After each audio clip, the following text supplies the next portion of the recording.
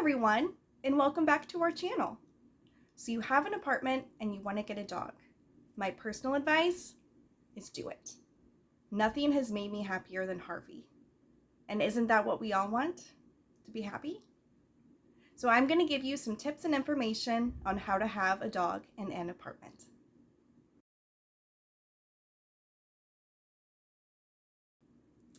First off, you want to look over your lease and talk to your landlord to see if dogs are allowed in your apartment. Some apartments don't allow pets, some only cats, some small dogs, some only certain breeds of dogs. Dogs that aren't usually allowed are going to be Dobermans, Pit Bulls, Rottweilers. I know. And if your apartment doesn't allow dogs, my only advice would be to find a different apartment. Easier said than done, I know. But just remember, it's all going to be worth it.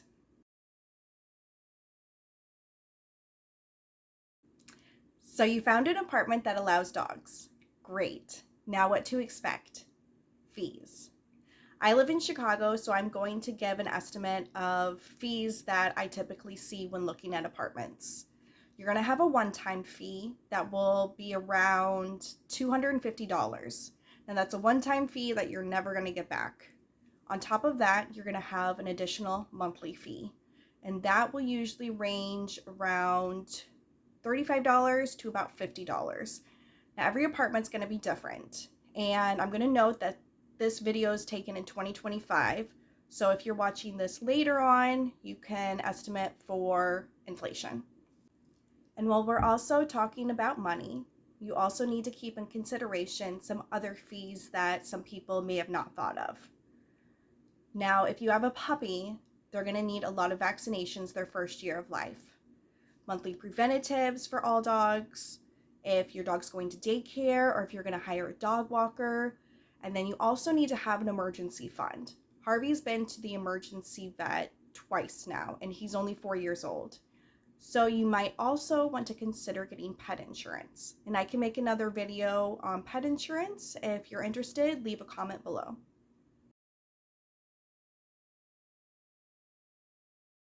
Now that we're past the money aspect of it, other things to consider. Puppy proofing your apartment. Think of it in terms of baby proofing. Make sure your electrical cords are put out of the way, nothing that the puppy can chew on. If you have an open pantry like I do because I have a studio, then make sure that the food items are put up higher, nothing that they can get into. Documents, important paperwork are put away, nothing that they can tear up and chew. And have a lid on your trash can. Those are pretty important things, and this will help later on when it comes to training your dog.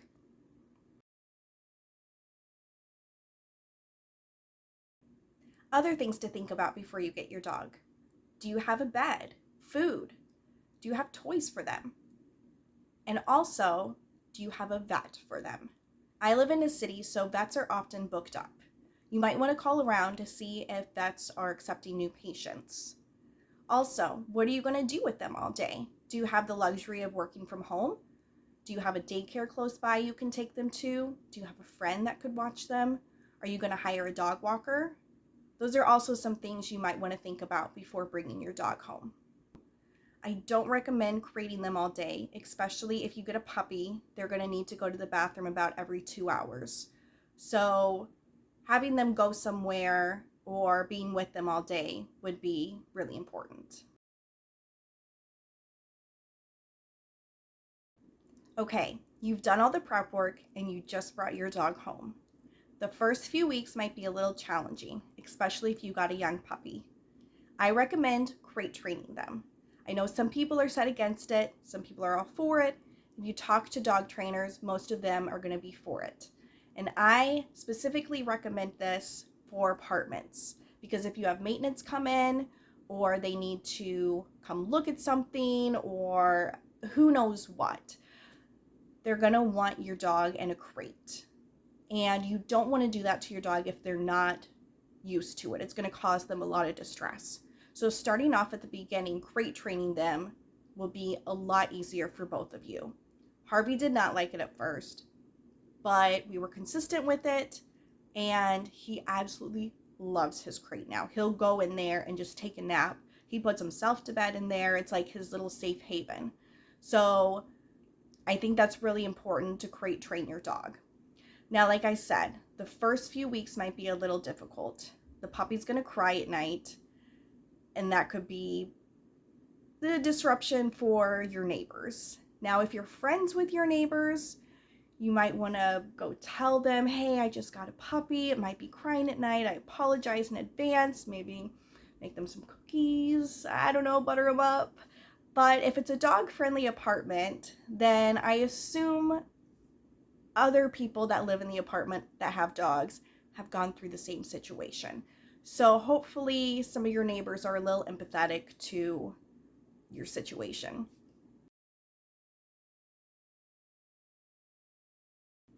Here are some crate training tips. First of all, I recommend a routine. If you're not used to a routine at night, you might want to start one. It really helps with the training, and it'll help you along the way as well. So you want to come up with a cue word for your dog. Time to go to bed, good night, whatever cue word you want to have. Harvey's is time to go night-night. So I would put a treat into his crate, put him into his crate, tell him time to go night-night, lock the crate, and then I put a sheet over the crate. So it's kind of a seclusion for them. I have a studio, so if I would have to get up in the middle of the night, he wouldn't see me and it wouldn't disturb him as much. However, he did not like his crate at first. He cried. So having only a studio, the only other room I had to put him in was the bathroom. His crate was small enough at the time where I was able to put it into the bathtub, close the bathroom door, and that was a little bit of a sound barrier for my neighbors, for me, for when he cried. Now, I know you're going to want to let them out once they cry. It's hard, but don't let them out. It's kind of like letting a baby cry it out.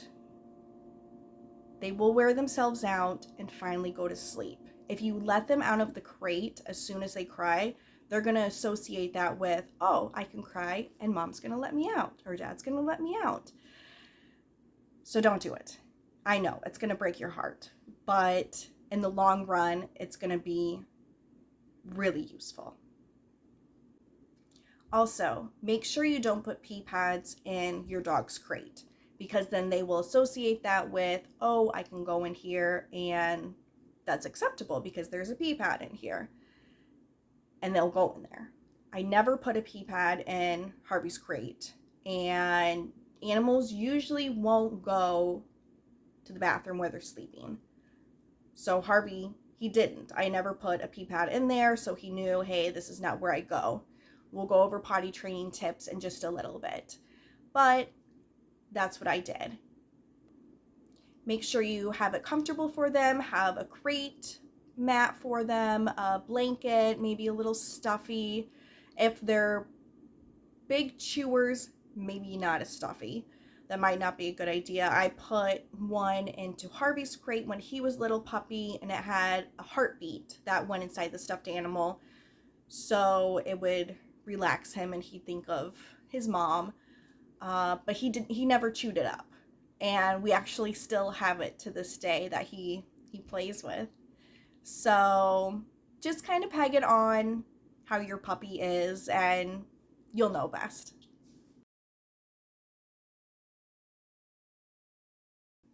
Now, time for some potty training tips. So when I got Harvey, it was the end of December, and here in Chicago, of course, we had a lot of snow. So it was impossible to potty train him at the time because there was no grass. So how I potty trained him, I used pee pads, potty training puppy pads, whatever you want to call them. So you lay those out and try and get them to go on those. They do have sprays that you can buy that you spray on the pad, and then the scent attracts them to it to go to the bathroom. It's a toss-up whether it works or not, but they make it. So we started off with that, and he did great with that. And once all of the snow melted and spring came, then I started potty training him outside. And he took to it pretty fast. He did really well. And so we kind of went back and forth to the puppy training pads to outside, and now he will only go outside because I've tried the puppy pads a couple times when I've been sick and didn't feel like taking him out right away, but he refuses to go on those, so we have to go outside. Another good thing for puppy potty training is he uses a bell. So you can buy these too. It's a dog bell that goes around the doorknob, and he just barely noses the bell when he has to go outside. So if he needs to go out, he'll nose the bell, and I know, oh, Harvey's got to go outside. So that's what he uses, and it took him 2 days to learn how to use that bell, and he's fabulous at it. Now, while training your dog to go outside to go to the bathroom, you want to take into consideration your apartment. So I have an elevator in my apartment, but do you have to go downstairs? Do you live in high rise? Do you have the luxury of having a backyard? Other things to think about in aspect of how long can your dog hold it? Because if it's a puppy, it's going to need to go quite frequently. And are you going to have time to get down those stairs to take him out, or, wait for the elevator? So other things to think about.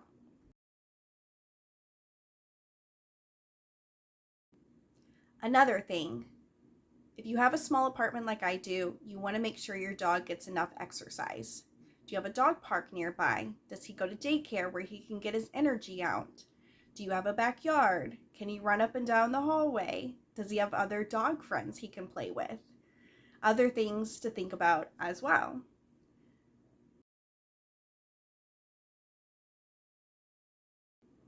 Here are some tips on when you have to leave your dog at home alone.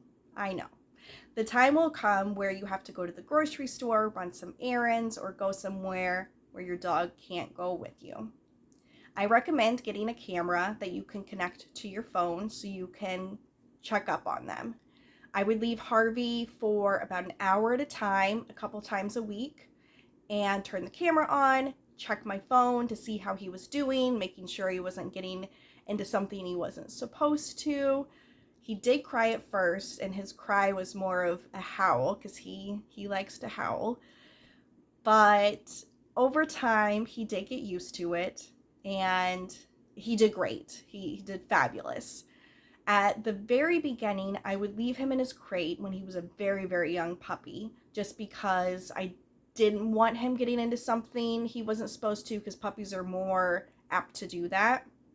But once he was about 6 months old, I started trusting him more and gradually leaving him for longer periods of time and just checking in on him through the camera.